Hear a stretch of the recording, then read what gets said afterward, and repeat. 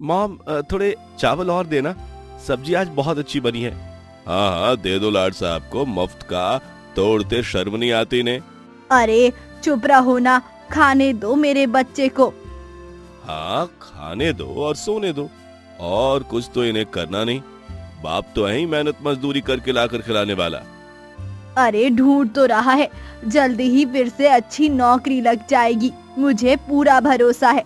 शर्मा जी के बेटे को देखो, कितनी अच्छी तनख्वाह है, घर बनवा रहा है अपना घर। और ये लाड साहब जो 10-15 हजार मिल रहे थे वो भी छोड़कर 6 महीने से घर पर बैठे हैं। और माँ चंद पैसों के लिए दिन भर ये मोती लेकर कढ़ाई बुनाई करती है। शर्म नहीं आती इस नालायक को? पिता की ये जली कटी बातें सुन आभास की आंखें भर आती है। तुरंत ही आभास खाने के टेबल से उठकर अपने कमरे में चला जाता है और माँ काफी परेशान हो जाती है। क्या है जी, क्यों बोला ऐसा?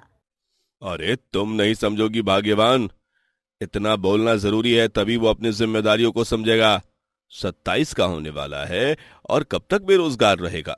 वो सोचता है जी, दिन रात नई जॉब ढूंढता है, परेशान रहता है। 2 दिन से तो कुछ खाया भी नहीं, उसे हमसे ज्यादा फिक्र है। पर क्या करे, एआई की वजह से अब इंजीनियर की जॉब खत्म सी हो गई है। वो तो बड़ा होनहार था, ऑफिस से तो उसे एआई आने की वजह से निकाला गया है। अब इसमें उसका क्या दोष? अरे, हमने तो देखा देखी में अपने बेटे को इंजीनियरिंग करा के बहुत बड़ी गलती कर दी। अब जो हुआ सो हुआ।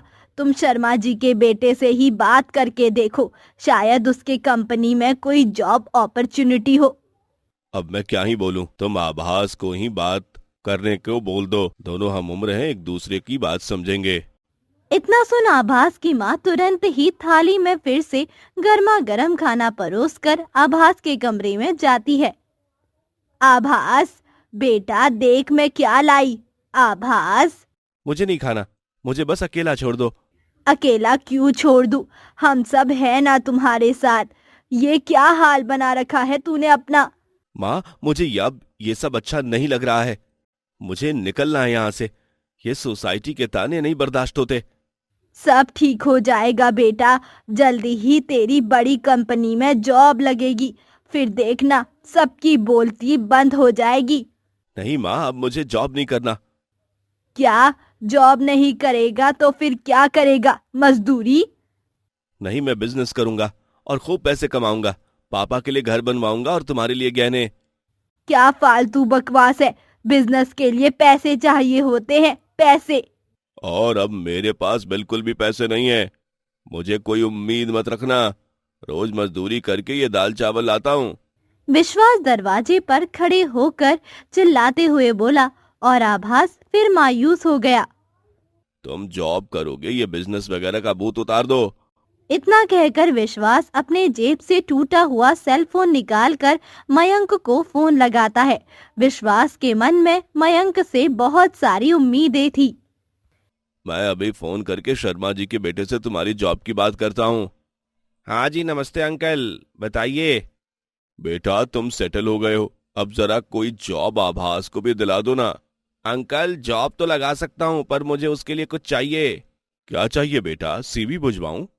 नहीं, वो तो हम भी बनवा देंगे, कुछ खर्चा पानी भिजवा दीजिए आप। मैं कुछ समझा नहीं। अरे चलो, साफ साफ कहता हूँ, आप 3 लाख भिजवा दीजिए, मैं यहाँ जॉब लगवा दूंगा, 25,000 सैलरी होगी। क्या, 3 लाख जॉब लगवाने के? हाँ, मैं तो यही करता हूँ, एचआर हूं ना, अच्छे अच्छों की जॉब लगवाई है मैंने। मतलब तुम इंजीनियर नहीं? नहीं नहीं, उसमें कोई पैसा नहीं है, मैं जॉब लगवाता हूँ और कमीशन के साथ अपनी फीस लेता हूँ। अच्छा चलिए, रखता हूँ। ये सुनकर विश्वास अबाक सा रह गया और इस सोच में पड़ गया कि आखिरकार वो 3 लाख रुपए कहाँ से लाएगा। इतने पैसे कहाँ से आएंगे? मेरे पास कुछ गहने हैं, वो बेचकर 2 लाख तक तो हो जाएंगे और हम और ज्यादा मेहनत करेंगे। मैं बहुत सारे पर्दे, गेट, सुंदर सुंदर पर्स बनाऊंगी और अब बाजार में बेचने जाऊंगी। देखना जल्द ही पैसे जुट जाएंगे।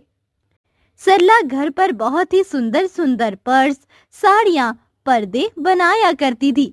ये सब सरला ने YouTube से सीखकर वेस्ट प्रोडक्ट से बनाया करती थी और अब इसे एक टोकरी में रखकर बाजार ले जाने के लिए निकलने लगती है। तभी आभास की नजर पड़ती है। अरे ये सब लेकर कहाँ जा रही हो माँ? सरला आभास को सारी बातें बताती है। ये सब सुन आभास शर्मिंदा महसूस करता है और कहने लगता है, क्या 25,000 की जॉब के लिए 3 लाख देने होंगे? ये कैसा सौदा है? तुम कहीं नहीं जाओगी माँ। ये डोलची यहीं रख दो, और ये जो 2 लाख हैं प्लीज वो मुझे दे दो। मैं अभी इन्हें ऑनलाइन बेचूंगा, यकीन मानो बहुत कमाई होगी। अरे पर माँ बाबा, एक बार तो मुझ पर भरोसा करके देखिए। मैं इतने दिन तक खाली नहीं बैठा था। मैं जॉब ढूंढने के साथ साथ ऑनलाइन मार्केटिंग भी सीख रहा था। ये बहुत सुंदर है, विदेशियों को ये सब बहुत पसंद आता है। देखिएगा, बहुत अच्छे दामों पर बिकेंगी ऑनलाइन। यहाँ तो आप 150 में बेचेंगी, भरोसा करो माँ।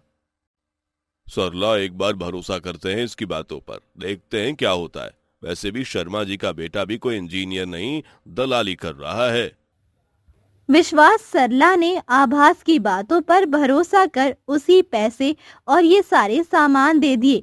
विश्वास ने ऑनलाइन इनकी मार्केटिंग शुरू कर दी। सारे सामानों का कैटलॉग बनाया, पर कुछ नहीं चला।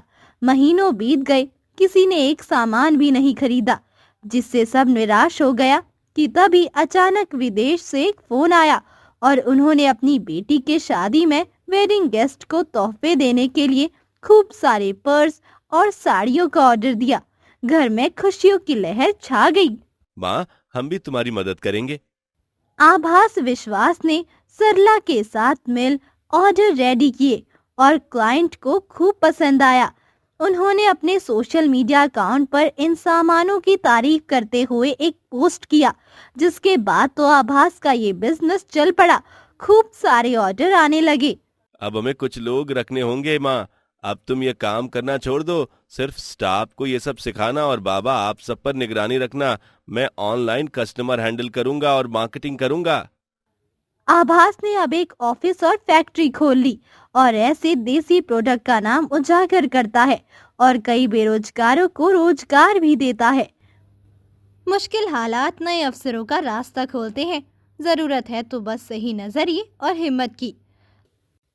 अगर आपको हमारा वीडियो पसंद आया हो तो इसे लाइक जरूर करें और हमारे चैनल को सब्सक्राइब करें, ताकि आपको ऐसे ही मजेदार वीडियो मिलती रहे। बेल आइकन दबाना ना भूलें ताकि कोई अपडेट मिस ना हो। धन्यवाद।